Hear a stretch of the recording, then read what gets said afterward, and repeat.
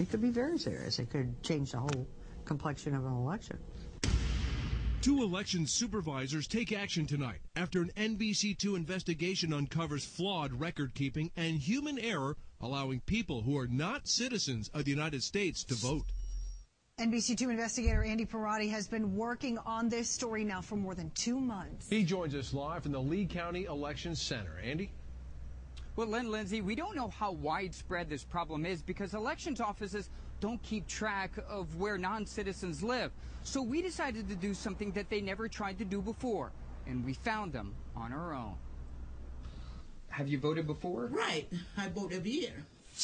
Hinako Danette is not a U.S. citizen, yet the Cape Coral resident is registered to vote.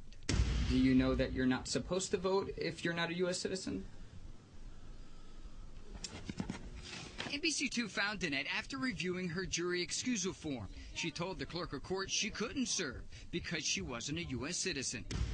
But we found her name and nearly 100 others like her in the database of Florida registered voters. You have no idea why you're registered to vote.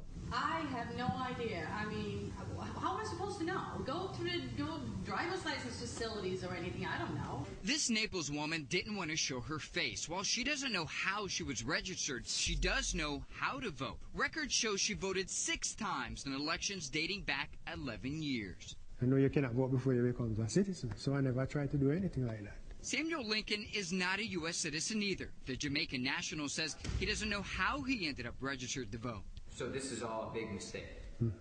So that's their mistake, that's not mine. But we obtained a copy of his 2007 voter registration application.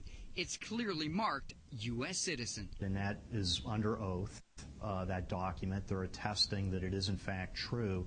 And by falsifying it, it's a 3rd-degree felony. County supervisors of elections tell me they have no way to verify citizenship. Under the 1992 motor voter law, they're not required to ask for proof. We have no policing authority. We don't have any way of bouncing that information off of any other database that would give us that information. Does that need to change? I think it needs to be looked at. Until that happens, the only way supervisors of elections can investigate voter fraud is if they get a tip. It looks like these individuals lied on your documents. So that's what our list became. After showing them nearly 100 names we compiled, both elections offices sent letters to each voter asking them to verify citizenship. It could be very serious. It could change the whole complexion of an election.